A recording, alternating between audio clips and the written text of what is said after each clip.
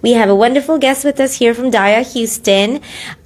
Before we start the show, I'll give you guys a little briefing on what the show is on.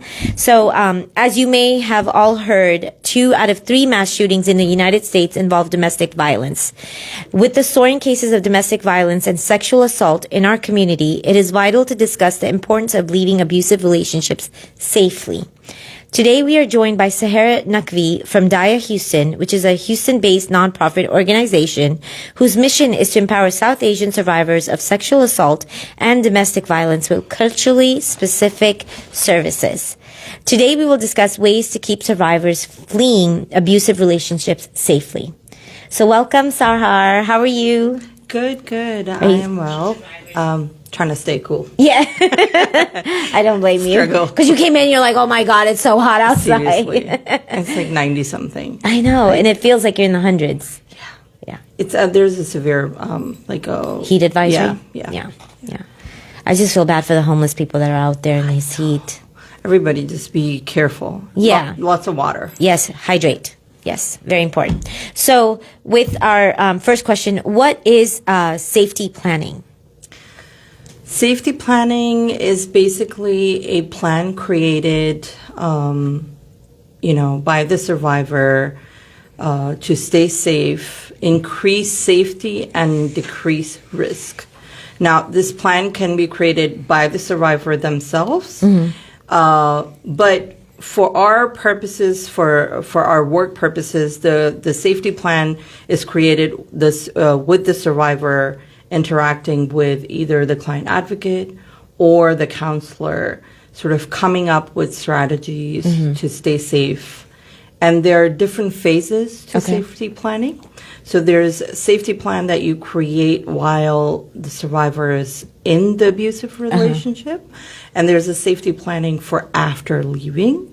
Right. And there's a long-term safety plan. Oh, okay. Yeah. Okay. Never thought there was 3 stages to it, but that makes sense. Yes. Okay.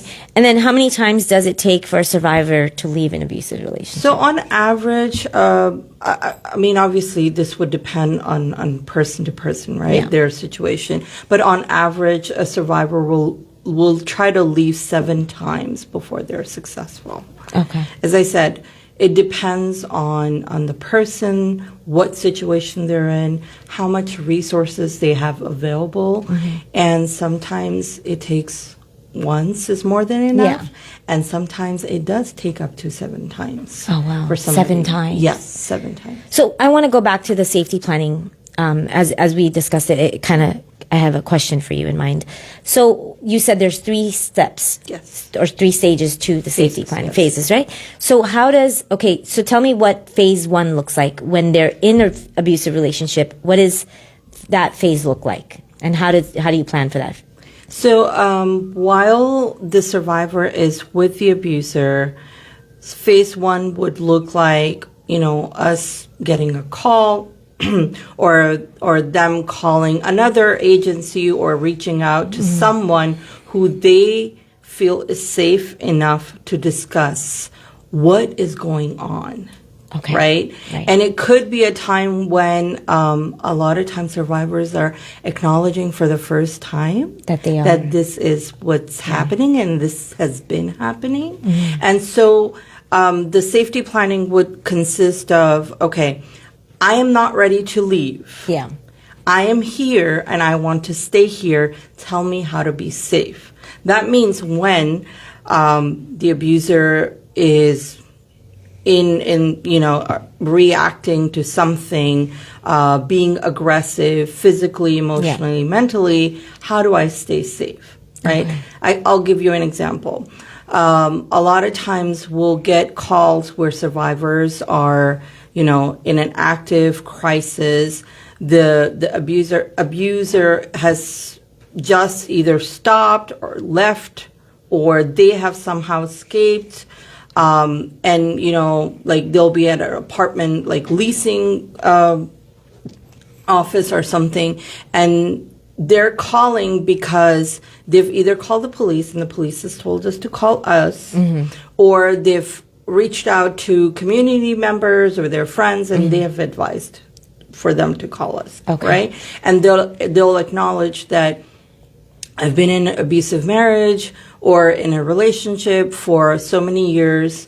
I'm not ready to flee. I love my husband or my wife, whatever, but I really want to know, how can I mitigate the risk that I'm in right now? Right. And then we form a plan, a careful plan that allows them to stay safe whenever there's an outburst. Okay? That means that, hey, are you aware of where you are physically when, something is happening? There's a fight going on, or it's beginning to happen, and you're recognizing the signs because there's a pattern, right? And the survivor is the best sort of person they know this pattern. Yeah. They know when it's coming, right? Yeah. They've dealt with it long enough. They know. So for us to sort of guide them and have an interactive plan, the thing is, we have to acknowledge sort of the knowledge they already have, and provide them resources and sort of nudge them to different ways of thinking where they can think in that moment, because obviously when we're in crisis, our neurological responses kick in. It's not like we don't control them. It's either going to be fight, flight, or freeze. The reason we create the safety plan is when that moment arrives. Yeah. The survivor knows what to do. Yeah. Yeah. And oftentimes that might look like hiding knives or other weapons if there are weapons inside the house. Yeah. Maybe finding, a room where there are multiple exits and entries to escape the physical violence. Yeah. How far are you from the back door or the front door? Do your neighbors know what's going on? Have you had a chat with them? Mm-hmm. Can you walk out of your house and call for help? Start yelling, help, help. Yeah. Call 911. So these are just some things that we go through. But that's stage one. Wow. Yeah. Okay. That's a lot. Yeah. I mean, it shows to know that it's good to know that, there are options available for them and what ways that it can go. Because, I mean, if a normal human is going through such a horrible event in their life, and how do you, just think of what to do? So to have that kind of resource and plan in mind is good. So the second phase, I wanted to know what the second phase looks like. So the second phase is when the survivor says, I'm ready to flee. Mm-hmm. How can I safely flee? That can look like, my husband, wife, whatever, partner just went to work and I have 5 hours. Or he just went to the market and I have 20 minutes. What do I do now? Who do I call? So obviously when we get to the second phase, we've already sort of planned this ahead, right? We've already talked about, hey, do you have a safe car? Do you have a tracker on that car? What about the GPS on your cell phone? Do you know how to turn that off? Do you have a family member who can come and get you? Can you call 911? Yeah. Can you tell them what's going on? So we've sort of planned for phase two. When the survivor is calling us for phase two, we're telling them, okay, do you have a way to get out of this situation? Yeah. Do you have all your documents? Do you have the kids with you? Right? That's the most crucial thing. If anything I can emphasize today is, please do not leave your kids behind. I know it's easy for us to say, and it's so hard for the survivor in that moment to decide whether to save their lives, save the lives of their kids, what to do. Yeah. But from a legal perspective and other things that will come later on, it's never a good idea to leave your kids. Yeah. Obviously, if you have to choose between the two and your life is in danger, obviously you're going to choose your life because, that is what you should do. Yeah. But again, emphasis, please don't leave the kids. Yeah. Wow. And then the third phase. The third phase is that when the survivor is at a shelter or somewhere safe and they have had some sort of time to process or start processing what's going on. We've talked about sort of housing options or transportation options, employment, things like that. We're sort of taking like a long-term approach to phase 3. Okay, so now you're safe. Yeah. How do we make sure that you remain safe? Right? Yeah. If you're looking for apartments, house to rent or buy, where is this house or this dwelling located? Yeah. Is it near the where you used to live? And if it is not, how far it is? You know, do you have a support system around that place? Yeah. Right? Yeah. Where are your children's schools? Where are their daycare? So there's so many factors to sort of encompass in phase 3, but it is more long-term safety, which hopefully allows the survivor to stay safe forever. Yeah. Right? But we also know that abusers are relentless and they do come back and safety changes. And somebody could be in phase 3 and they could be back in phase 2 or 1. To multiple reasons, right? Yeah. So it's a fluid thing, but it's important to have the survivor say and input in it because the onus they're going to put in the plan. Yeah. The responsibility they're going to take to execute the plan. I mean, at the end of the day, you know, the client advocate, the case manager, whoever, the counselor is at their house. They're safe. The survivor is the one who has to deal with everything. Yeah. So our job is to create something that's sustainable, doable, and that works for the survivor, for their specific needs. Makes sense. So certain things work for certain people and certain things don't. Yeah. Right? Yeah. Wow. So why is fleeing from an abusive relationship the most dangerous time for a survivor? Because 72% of all murder suicides are intimate partner violence based. Wow. And 92% of that Yeah. is all females. Wow. So that's a big number. I mean, that's a big number. 72% of all murder suicides. I mean, I mind-boggling. Yeah. For me, it's just like, okay, so every time HPD gets a call or 911 gets a call, you know, 72% of those calls. Yeah. Imagine how many calls do they get every day. Yeah. Right? And that's a big chunk of what they're getting. So this thing is not like domestic violence and intimate partner violence is not something that's in isolation. Yeah. You know, when we have the statistics, we understand how big the problem is. Yeah. Right? Yeah. Yeah. Wow. I mean, I just can't even imagine, like, during the pandemic, how these survived. Or, I mean, my heart just breaks just to know this. Like, it must have been so hard, and the children being in that. Yeah. We have seen definitely a hike in our calls since the pandemic is sort of dwindling. We've seen an increase in our calls. We've seen people calling saying that I wasn't able to get to you guys for the past 2 years.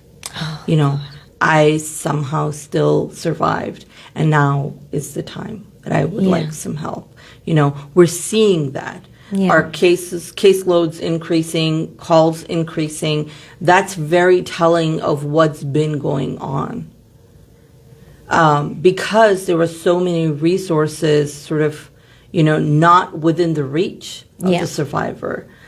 I mean, think about it. If most people were working from home and, you were not an essential worker, then most likely the husband was working from home or the wife was working from home and they were there 24/7. Yeah. So your only consolation was to go to the bathroom to get some privacy, right? And we never advise, by the way, survivors to call us when the abuser is in premise. Yeah.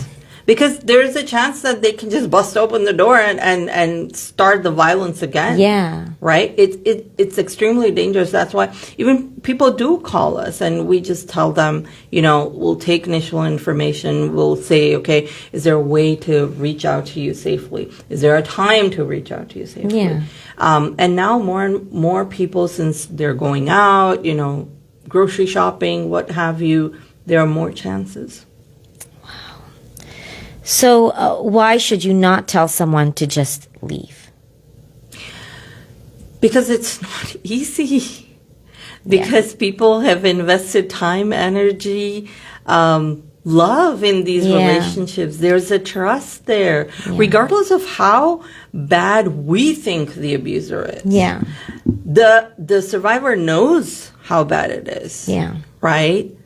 But there's this nuance of this relationship that they have also built because they're also good times. Yeah. They might be a really bad partner, but they're a really good father or mother.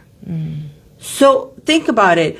Who wants to leave or who wants to flee, jeopardize their kids' safety, their own safety, especially when it comes to finances. If, let's say, a survivor was never allowed to work, never able to get formal education, didn't have experience, working, even odd jobs, they have no power. They do not understand finances. They do not understand how to make money. Mm-hmm. They don't have that willpower that I can do this. Yeah. Right? Yeah. So how hard would it be just think about it. If I think about myself, if I had no money today, what would I do? Yeah. That's a mind-boggling question, and there are multiple things. Safety is one of the major. We just discussed. Yeah. When survivors leave, that is one of the most actually, unsafe period, right? Because they're the most at risk. Yeah. Of murder, of homicide.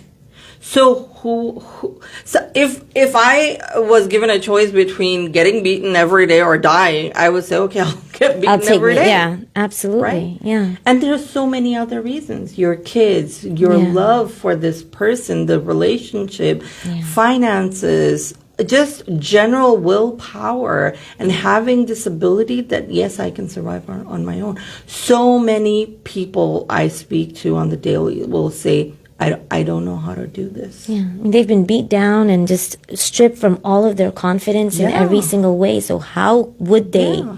Yeah. And especially when you flee, then you have to interact with systems, and systems are scary. Yeah.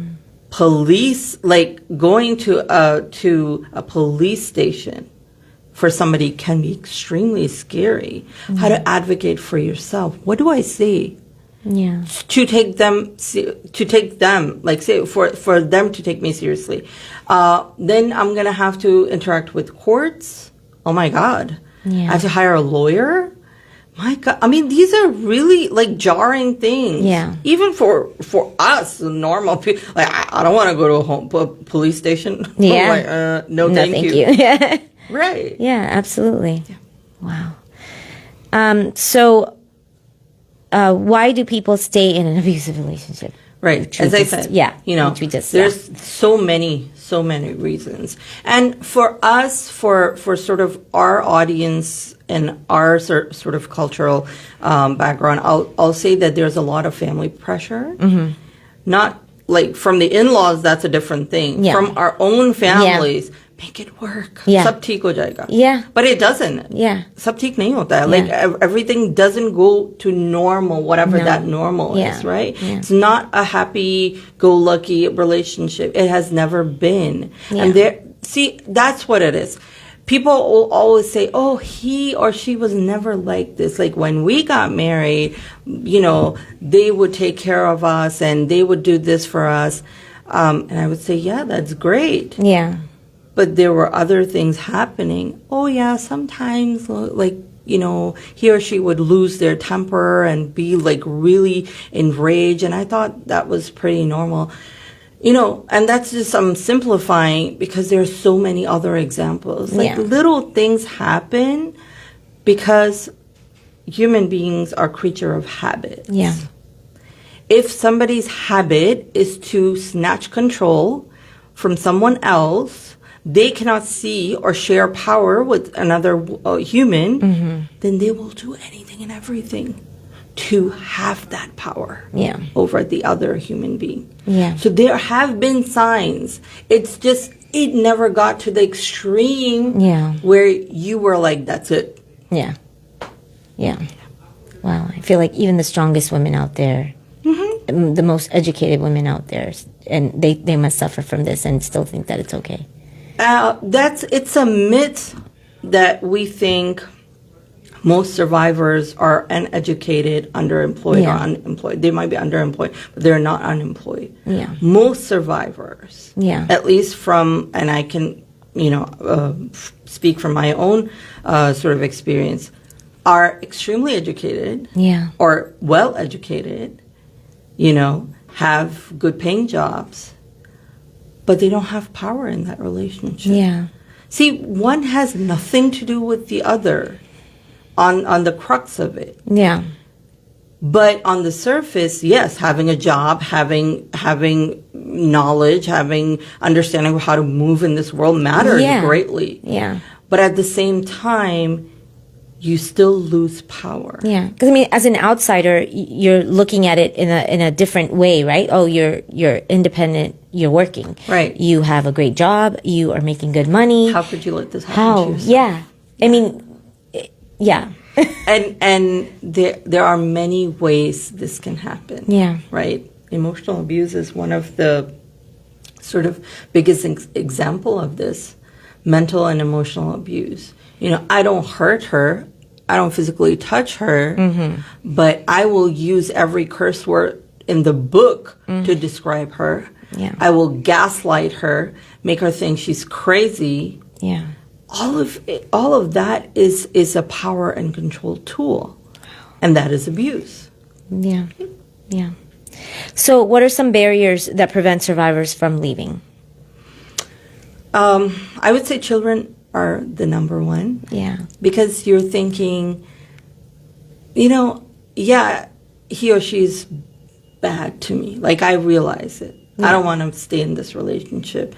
But my kids love their father or their mother. Yeah. They love this person that I've lived with all this life. Yeah. And they're really good to them. They adhere to all their needs. Yeah. They do everything. Why am I going to take that away from my kid? And then you're thinking, can I provide that? But surely, since you were never given power in this relationship, you didn't know how to survive on your own. You had no decision-making power. Yeah. You're thinking, no, I can't. I can't do this.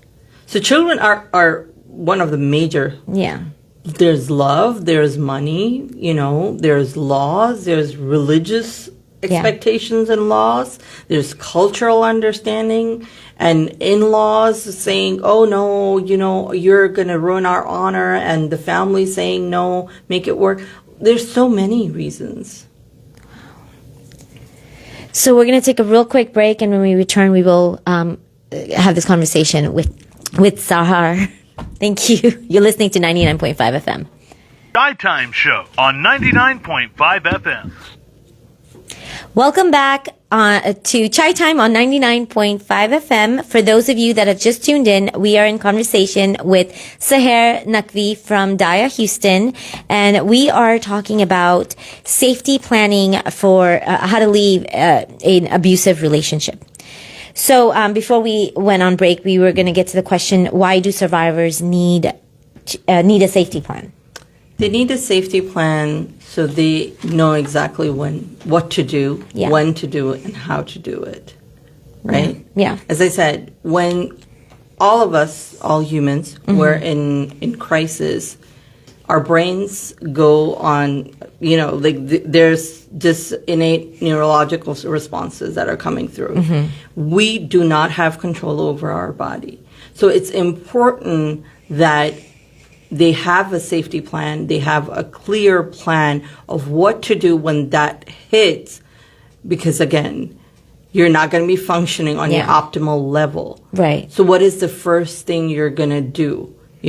When your brain, for those seconds, your brain is sort of offline, and it comes back, like the rational sort of brain is kicking in. What are you going to do? What exactly are you going to do to make sure that you stay safe and your kids or your pets or whoever your dependents are stay safe, right?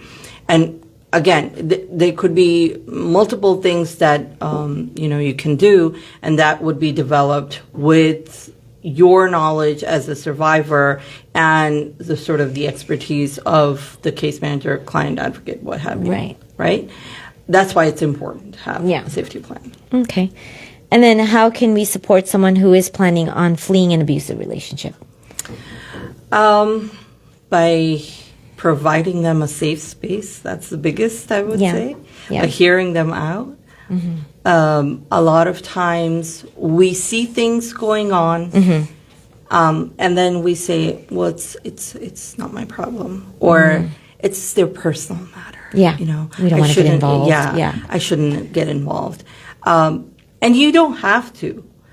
You don't have to be like, stop, you don't have to jump in, especially if the abuser has a weapon or anything like that, have the ability to hurt you. But you know what you can do? You can pass a number. You can put it on a piece of paper and say, hey, call Daya. Or this is their website. Or call any other agency. Or you know what? If you don't want to do that, call me. When you're ready to get out, or you need a breather, you need a safe place, call me. Or if they're a neighbor of yours, you can make a safety plan with them. Hey, if something happens at home, let's create a safe word, right? You can come out and yell that word, and I'll know something's going on, and I'll call 911, right? Or create a safe word or a code word with your friend or family member who's going through that. Hey, just text me that. Blue. That's it. That's all I need to know. The color blue, right? Some random thing. And then I'll call 911 and I'll say, or if it's safe, I'll come and get you, So there are things you can do to provide safety. I think the number one thing is providing emotional safety for people. Where people can come in and say this is what's going on. Right? Know that there's somebody there. Absolutely. How can you help this person gather resources to help them flee? By contacting agencies who have the resources. Would you recommend you doing it on behalf of that person if they can't get to a phone, or? A lot of times we do get calls. From concerned family members, from friends, from doctors, saying that I have a patient coming in, there's something going on, I've given them your number, she or he is coming in for a visit, can you talk to them? And we do understand that there are barriers, and we try to work with those barriers, but it's always advisable to talk directly with the survivor, because again, there are things that they would know other people would not know. And then what is the best way to provide financial assistance? Should you use apps such as Venmo, Zelle? It's not advisable to use apps generally, because they have a tracking system, and obviously it would depend on the situation. If the person is in a situation where there is a safe bank account, you can maybe get that information and transfer. And when I say safe bank account, what I mean is that they're the only ones having access to that bank account. Right? You can give cash if that is something that's doable, and maybe the cash can be stored with a family member or a friend who's safe. there are other things you can do to help. Maybe it's financial assistance might mean not money, but other things. Like pay for childcare, right? Pay for their doctor's visit. Pay for the transportation to help them flee. Yeah. That's the biggest, transportation is the biggest gap in our field. We don't get enough funding for transportation and childcare. Those are the two major things. Ask, do you need assistance with that? Can I pay for your childcare for a month? My God, that's a huge thing. Yeah. Imagine if the person has a peace of mind that their child is safe somewhere. Yeah. And now I can plan. You just freed up a whole bunch of worry in that person's mind, right? Wow. And then what should you not say to someone who wants to flee a relationship? Leave. Ah. Just leave. Okay. It sounds extremely condescending, judgmental, because they can't just leave. Right. That doesn't happen. Yeah. It's not realistic. It's not easier said than done, basically. Absolutely. Yeah. Don't judge them when they come and say, oh, this is my 4th time I'm planning to leave. Oh, you do this all the time. And you go back. Yeah. Please don't say that. Yeah. It's not your life. No. Yeah.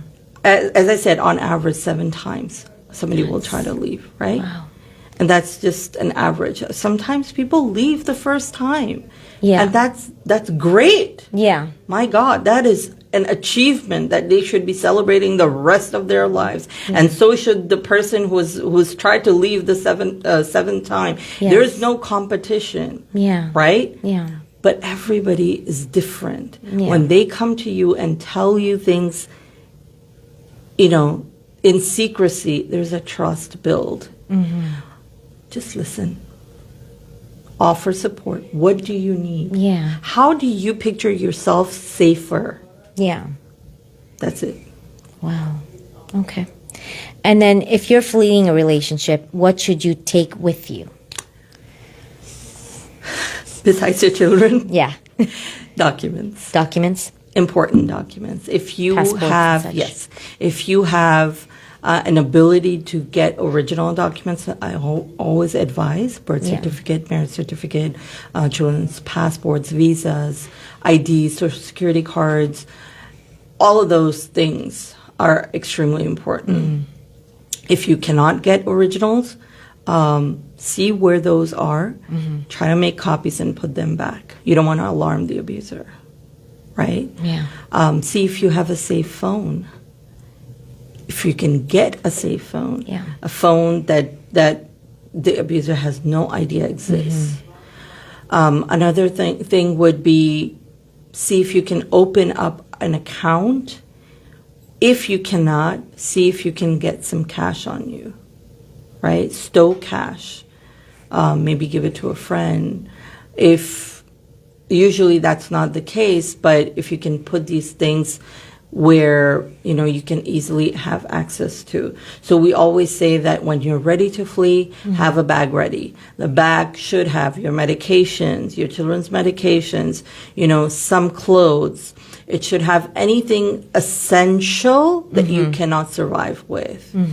As much as I would like to say that photo frames and memorabilia is great, and I know that people have sentimental attachments to that, it's not a great idea. Yeah. Those are things. Yeah. And I know we're so attached to things. Yeah. It's hard. It is. But only essentials, right? Some food supplies. Yeah. Some snacks for your kids. There are particular, again, medications is a huge, big thing. Documents. Phones, some cash, your jewelry. My God. So many times we'll say, I left, but my jewelry for my dowry or my parents had given me is, in the house. Well, if it's of value to you and you can sell it, take it. Yeah. Yeah. And this can be done in phases where I've had people who've literally moved apartments little by little. Wow. Little by little. Wow. Yeah. Or I've had people who are like, one bag and that's all I could get and this is the essential. Yeah. That's it. Hey, you'll survive. Again, easier said than done. Yeah.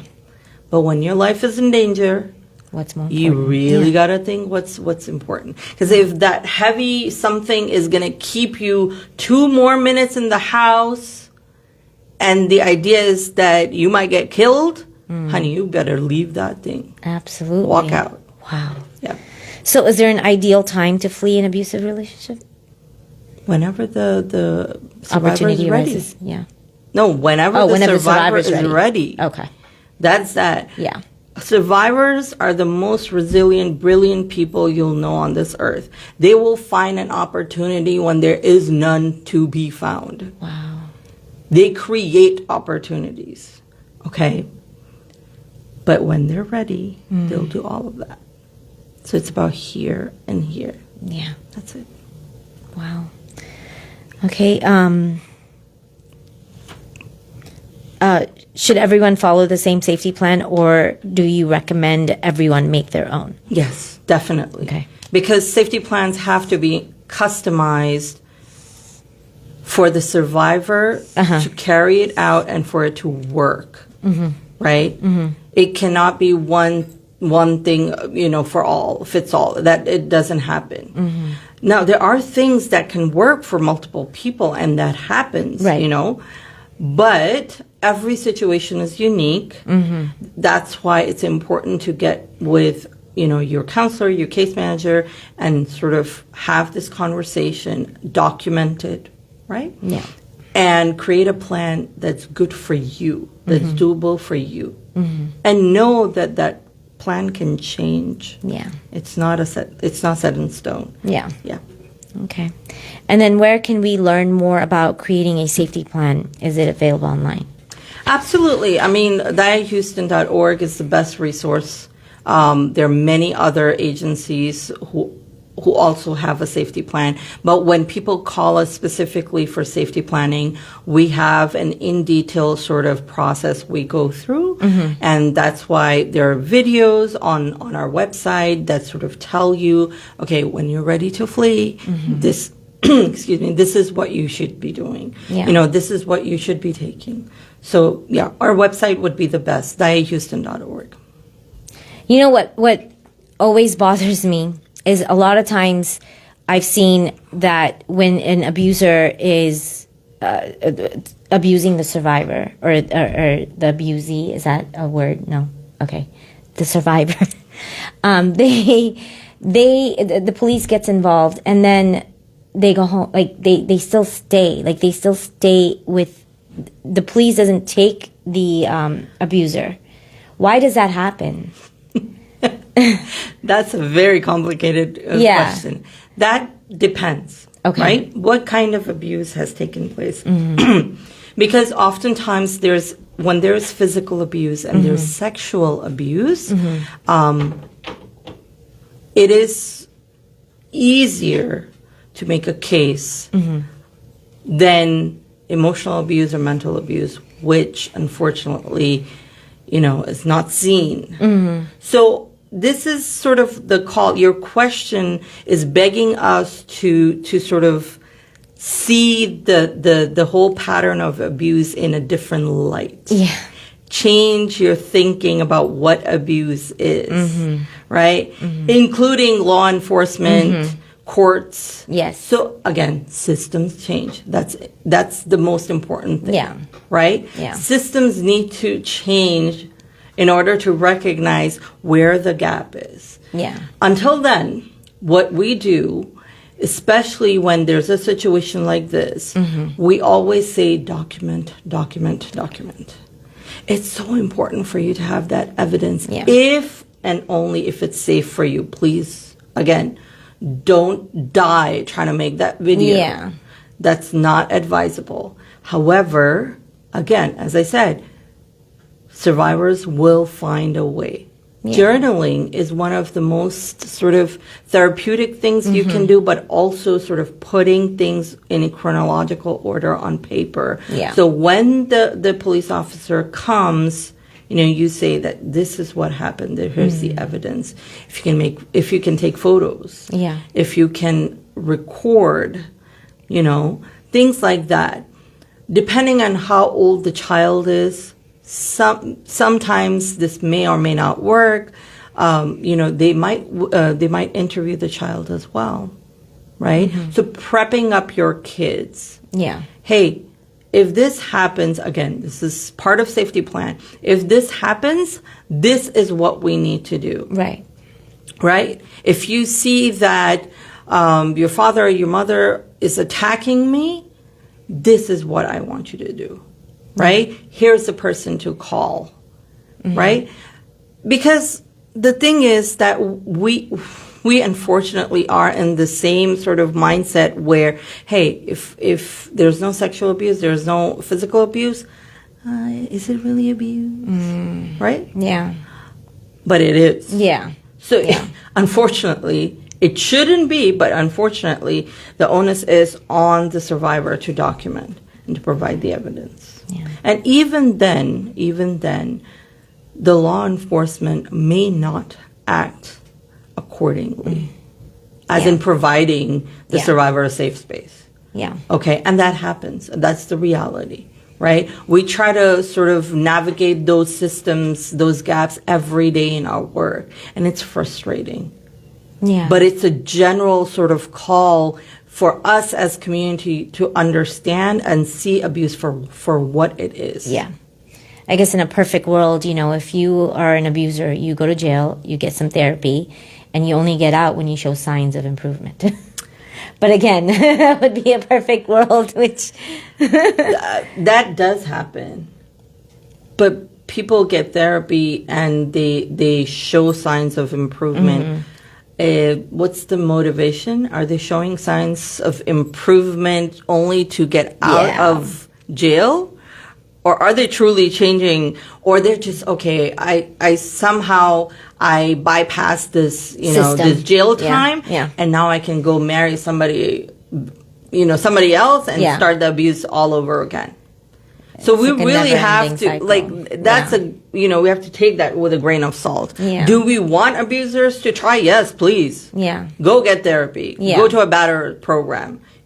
Please do. But there's a caveat to it. Yeah. Or how when dogs misbehave, they have those little collar things where you zap them. Get those for husbands. We're on zapping people now? Yeah. I'm not sure if that's so ethical, though. I don't think so. It's